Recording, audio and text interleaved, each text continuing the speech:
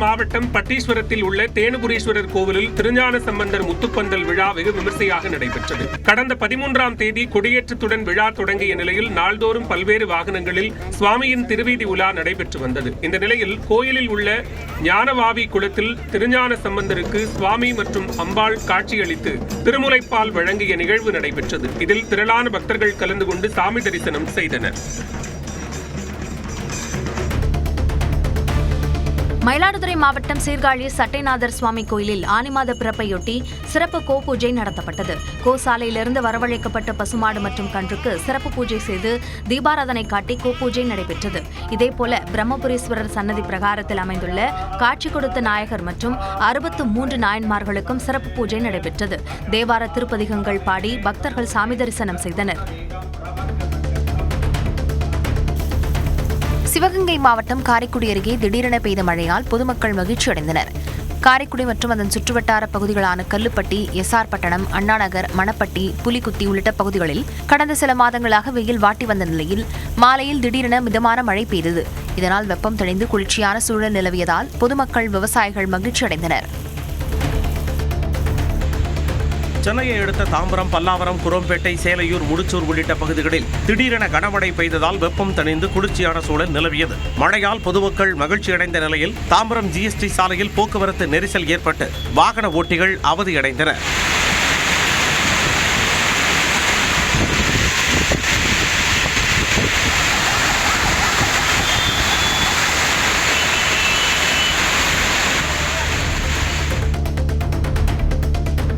அறுபத்தோரு நாட்களுக்கு பிறகு கடலுக்கு சென்ற தூத்துக்குடி விசைப்படகு மீனவர்களின் வலையில் ஏராளமான மீன்கள் சிக்கியதால் மீனவர்கள் மகிழ்ச்சியடைந்தனர்.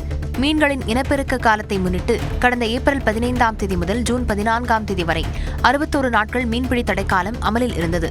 தடைக்காலம் முடிந்த பிறகு கடலுக்கு சென்ற மீனவர்களுக்கு அதிக அளவில் மீன்கள் கிடைத்தது. குறிப்பாக பாறை, அயலை, முண்டகன் பாறை, ஊழி, கிழக்கான், காரல் உள்ளிட்ட வகையான மீன்கள் கிடைத்தன. ஒரு 250 இருந்து 300 போட்டு இன்னைக்கு கடலுக்கு போயிருக்கு. மீன் வரத்து அதிகமா இருக்குது. அது இல்லாம பாறை, முண்டக்கண்ணி, அயலை, பொன்னாம்பார் இந்த விலைகளோட மீனோட விலை அதிகமா இருக்குது. அது மீனவருக்கு பெரிய மகிழ்ச்சி ஏற்படுத்தி இருக்குது. கேரளால இருந்து அதிகமான வியாபாரிகள் வந்திருக்கனால இன்னும் மீன்களுக்கு கூடுதல் விலை கிடைச்சிருக்கிறது பெரும் மகிழ்ச்சி ஏற்படுத்தி இருக்குது. தொண்டாமுத்தூர் சுற்றுவட்டார பகுதிகளில் விவசாய நிலங்களுக்குள் புகுந்த யானைகள் பயிர்களை சேதப்படுத்தியதாக விவசாயிகள் கவலை தெரிவித்துள்ளனர். மேற்கு தொடர்ச்சி மலையடிவார பகுதிகளில் யானைகள் நடமாட்டம் அதிகரித்துள்ளது. விவசாய நிலத்தில் புகுந்த யானைகள் வாழை, தக்காளி, சோளம் உள்ளிட்ட பயிர்களை மிதித்து சேதப்படுத்தியுள்ளன. இதனால் கவலையில் ஆழ்ந்துள்ள விவசாயிகள் அரசு உரிய இழப்பீடு வழங்க கோரிக்கை விடுத்துள்ளனர். நாமக்கல்லில் முட்டை கொள்முதல் விலை மேலும் 5 காசுகள் உயர்ந்த நிலையில் கடந்த 5 நாட்களில் மட்டும் 45 காசுகள் அதிகரித்துள்ளன. சத்துணவுக்கான விநியோகம், வெளிநாடு ஏற்றுமதி, கோழி தீவன விலை உயர்வு உள்ளிட்ட காரணங்களால் ஒரு முட்டையின் கொள்முதல் விலை கடந்த 5 நாட்களில் 45 காசுகள் அதிகரித்து ₹6.35 காசுகளாக நிர்ணயிக்கப்பட்டுள்ளது. இதனால் சில்லறை விற்பனையில் ஒரு முட்டையின் விலை ₹8 மேல் விற்பனையாக கூடும் என்று அஞ்சப்படுகிறது. திண்டுக்கல் மாவட்டம் வத்தலகுண்டு அருகே பல்வேறு வழக்குகளில் தொடர்புடைய குற்றவாளி கொலை செய்யப்பட்டார். பழைய வத்தலகுண்டுவைச் சேர்ந்த லோகேஸ்வரன் மீது வாகன திருட்டு உள்ளிட்ட பல்வேறு வழக்குகள் நிலுவையில் உள்ளன. இந்த நிலையில் ஞாயிறு அன்று 4 பேர் கொண்ட கும்பல் ஆயுதங்களுடன் தாக்கி லோகேஸ்வரனை கொலை செய்தது. இது தொடர்பாக காவல்துறையினர் நடத்திய விசாரணையில் வாகன விற்பனை தொடர்பாக ஏற்பட்ட முன்விரோதத்தில் மதுரையைச் சேர்ந்த 4 பேர் கொண்ட கும்பல் கொலை அரங்கேற்றியது தெரியவந்துள்ளது. சென்னை குரோம்பேட்டையில் உள்ள பிரபல துணிக்கடையில் விளையாடி கொண்டிருந்த குழந்தையின் கையில் இருந்து 1 சவரன் தங்க வளையலை திருடிச் சென்ற பெண் சிசிடிவி காட்சி மூலம் அடையாளம் காணப்பட்டு கைது செய்யப்பட்டார். திருப்போரூரை அடுத்த இல்லலூர் கிராமத்தைச் சேர்ந்த சித்ராவிடம் விசாரணை நடத்தப்பட்டு வருகிறது.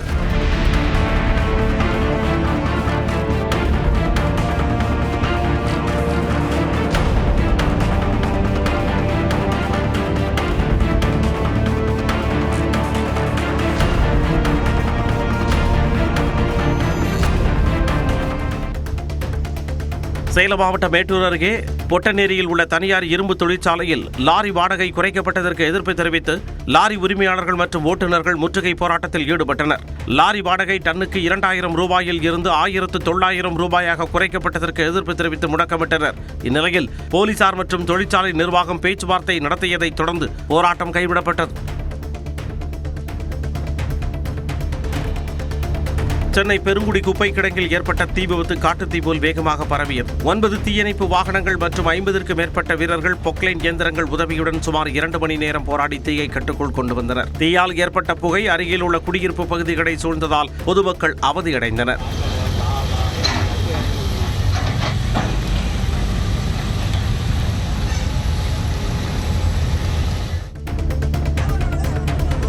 நாகை அரசு மருத்துவக் கல்லூரி மருத்துவமனை அருகே உள்ள ஆக்கிரமிப்பு கடைகளை அகற்ற வந்த அதிகாரிகளுக்கு வியாபாரிகள் எதிர்ப்பு தெரிவித்தனர். ஜேசிபி வாகனத்தை சிறைபிடித்து சாலை மறியல் போராட்டத்தில் ஈடுபட்டதால் பரபரப்பு ஏற்பட்டது. பேச்சுவார்த்தைக்கு பின் 15 நாட்கள் அவகாசம் வழங்கப்பட்ட நிலையில் அரசு கடைகள் அமைத்து தர வேண்டும் என வியாபாரிகள் கோரிக்கை விடுத்தனர்.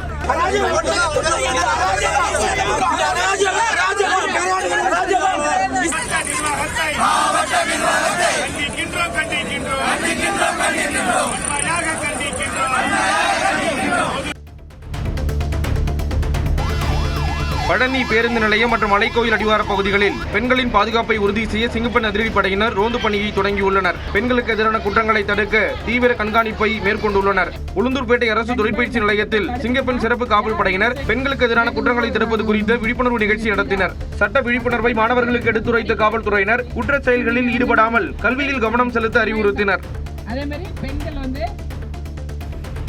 நாமக்கல் மாவட்டம் பள்ளிப்பாளையம் ஊராட்சி ஒன்றிய அலுவலகத்தில் நடைபெற்ற அதிகாரிகள் ஆலோசனைக் கூட்டத்தில் பால்வளத்துறை அமைச்சர் விஜயலட்சுமி கலந்து கொண்டார். அப்போது பேசிய அவர், அரசு அதிகாரிகள் லஞ்சம் கேட்பதாக பொதுமக்கள் முதல்வரின் தனிப்பிரிவுக்கே புகார் தெரிவிப்பது வேதனை அளிப்பதாக கூறினார். அதிகாரிகள் நேர்மையாக பணியாற்ற வேண்டும் என்றும் லஞ்சம் பெறுவோர் மீது கடும் நடவடிக்கை எடுக்கப்படும் என்றும் எச்சரித்தார். கேரள மாநிலம் கோட்டயத்தில் பூட்டிய வீட்டிற்குள் புகுந்து சேதப்படுத்திய வடமாநில தொழிலாளியை தீயணைப்பு வீரர்கள் 2 மணி நேர போராட்டத்திற்கு பின் வலைவீசி பிடித்தனர். போலீசார் மற்றும் தீயணைப்பு வீரர்கள் வந்ததும் மேற்கூரையில் ஏறி கற்கள், இரும்பு கம்பிகளை வீசியவர் பாதுகாப்பாக மீட்கப்பட்டு போலீசாரிடம் ஒப்படைக்கப்பட்டார். தற்போது மருத்துவமனையில் சிகிச்சை பெற்று வருகிறார்.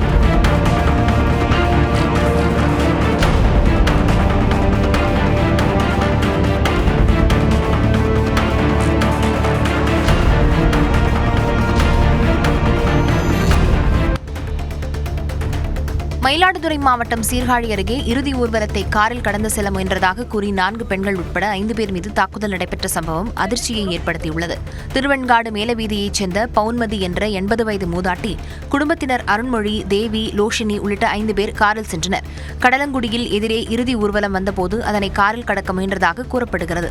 இதனால் ஆத்திரமடைந்த போதை இளைஞர்கள் காரை நிறுத்தி உள்ளே இருந்த மூதாட்டி, பவுன்மதி உள்ளிட்ட அனைவர் மீதும் தாக்குதல் நடத்தியுள்ளனர். இதுகுறித்து குத்தாலம் காவல் நிலையத்தினர் விசாரணை நடத்தி வருகின்றனர்.